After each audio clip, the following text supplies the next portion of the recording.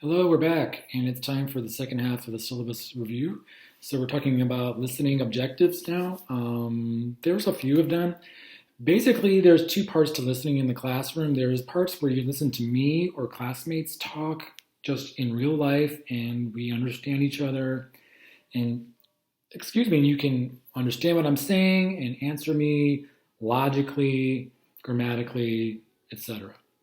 Um, The other kind of listening is when we do a quiz, which is going to be listening to a recording where you cannot see a person usually talking.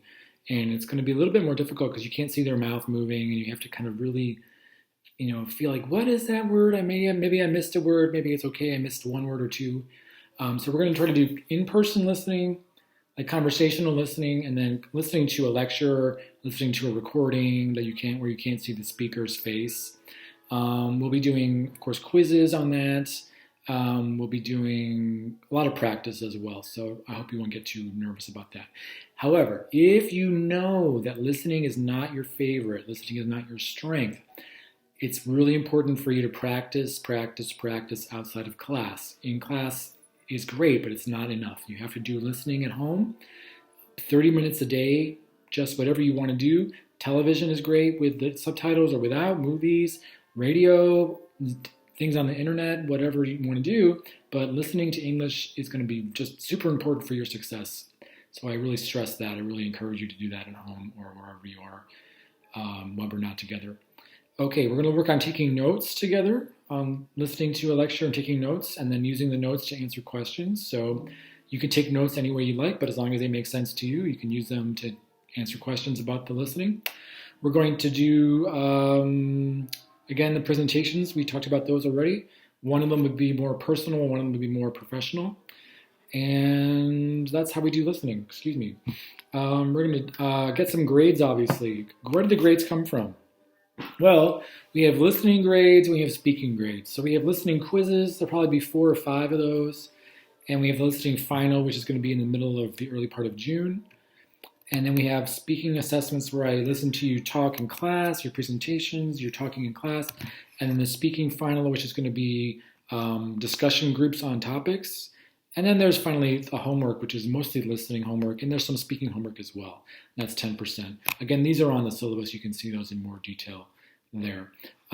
Since you're not going to be face-to-face with me, attendance is going to be based on you logging into D2L and participating in what I'm asking you to do.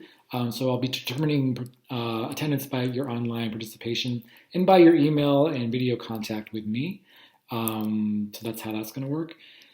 Academic integrity, very, very important. Integrity means the act of doing what is right, being honest, even if no one was watching. So talking about integrity in a school setting, really talking about cheating and plagiarizing work. We don't want to do that at all. It's very, very serious. So you can read on the syllabus all about the details of that, but I strongly encourage you to take that seriously because it's a big deal.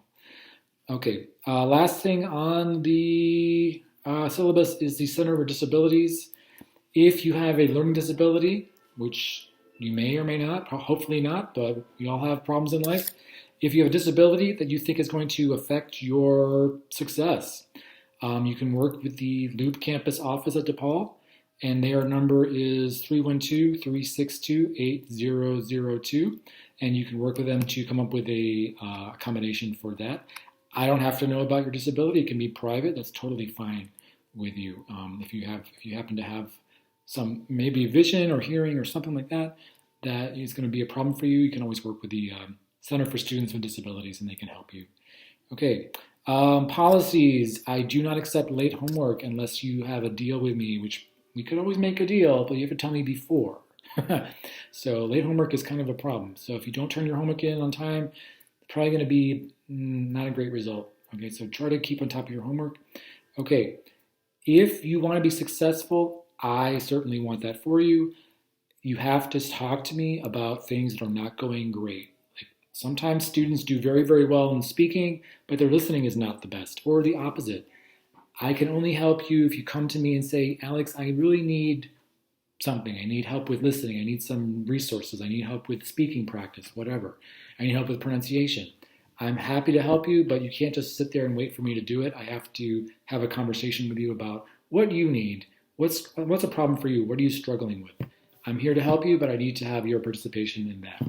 Okay, so that is the syllabus. Hopefully it makes sense. If it does not make sense, then your strategy is to contact me and we will discuss. I'm happy to answer any questions. And that will bring us to the end of this video number 2. And I will catch you later with a little bit more stuff, more fun things that we need to talk about. Okay.